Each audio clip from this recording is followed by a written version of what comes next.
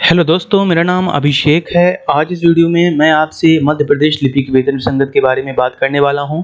देखिएगा, अगर आप क्लर्क हैं या किसी क्लर्क को जानते हैं, जो भी आपके फ्रेंड सर्कल में हैं, प्रत्येक मध्य प्रदेश के लिपिक को आप ये वीडियो शेयर करिए। उन्हें पता होना चाहिए कि आखिर कोर्ट में उनकी स्थिति क्या रही है और क्या अभी चल रहा है। तो बाद में देखिएगा है क्या, ये बहुत पुराना मामला है मध्य प्रदेश लिपिक वेतन संगति का, और इसी को लेके बहुत पहले 90s के दशक में भी जो कोर्ट का दरवाजा खटखटाया था लिपिक संघ ने, और अगेंस्ट में देखिएगा किसके किया था, एमपी गवर्नमेंट, सामान्य प्रशासन विभाग और फाइनेंस डिपार्टमेंट।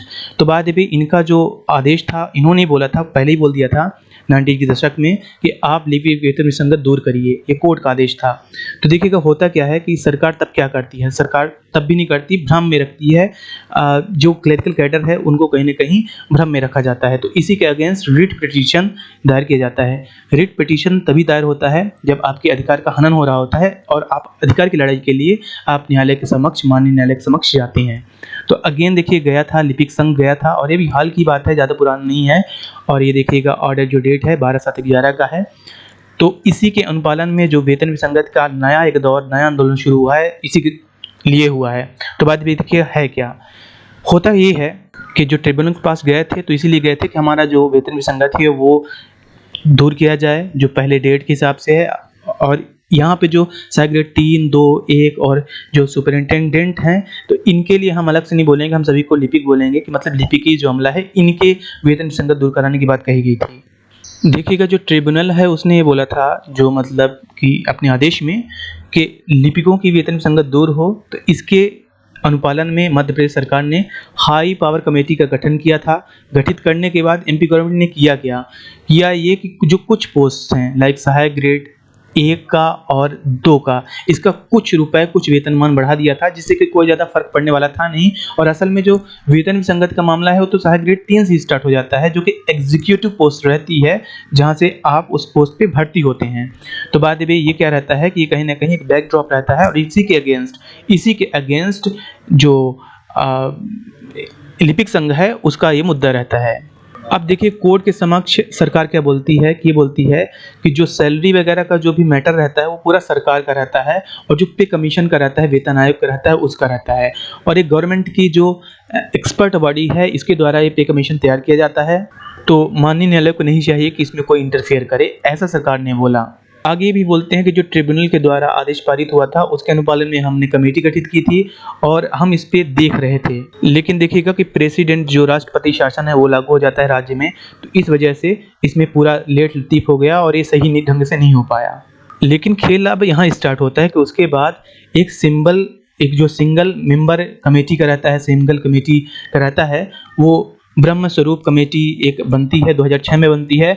और इस मुताबिक ये बोला जाता है कि ये वेतन आयोग आएगा और लिपिकों की जो वेतन विसंगति है इसी में दूर हो जाएगी। कुछ इसी तरह का कहीं ना कहीं फिर से भ्रम में रखा गया था। अब जो ब्रह्म स्वरूप कमेटी है वो करती क्या है, वो करती ये है कि जो 5वां वेतन आयोग है, उसके रिकमेंडेशन के आधार पे जो गवर्नमेंट एम्प्लॉयज हैं उनका पे फिक्सेशन कर देती है। और ये तब का दौर है जब जितने भी गवर्नमेंट एम्प्लॉयज हैं उनको ये बोला जाता है कि हमने सेंट्रल गवर्नमेंट के समान आपका वेतन बढ़ा दिया है। तो इसमें लिपिकों के साथ भी ऐसा बोला गया कि हमने क्लेरिकल स्टाफ का जो वेतन है वो केंद्र के समान बढ़ा दिया है। जबकि आपको पता होना चाहिए कि जो एजुकेशनल क्वालिफिकेशन है, वर्क प्रोफाइल है, वो सब का सब केंद्र से डिफर है आपका। और जब वेतन और पक्ष की बात आती है तो सरकार ने हमेशा ही बोला है कि केंद्र दूसरा है, हम दूसरे हैं, तब यहाँ पे आपको मतलब सिमिलर नहीं देखा जाता।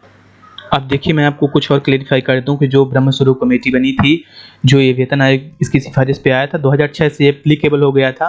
तो बाद में 2003 में इन्होंने रिपोर्ट सौंपी थी। और है क्या कि जो कुछ लोग बोलते हैं कि डेटा एंट्री ऑपरेटर, भाई वो कुछ चंद लोग हैं तो उनको दिया जाना उचित है, जबकि आजकल आप देख ही रहे हैं कि ऐसा कोई भी ऑफिस नहीं। सीपीसीटी क्या है, यही ना है कि आपके पास कंप्यूटर नॉलेज है, उस पर वर्क करते हैं और कितना आप प्रेशर पे वर्क करते हैं। तो बाद में जो ये सोचते होंगे कि जो डेटा एंट्री ऑपरेटर है नई कोई पोस्ट सृजित हुई है, ऐसा नहीं है। ये देखिए 2006 का ये हमारे सामने पीडीएफ ओपन है, और यहाँ पे आप स्पष्ट तौर पे देख सकते हैं कि ये देखिएगा डेटा एंट्री ऑपरेटर का भी पद हुआ करता था।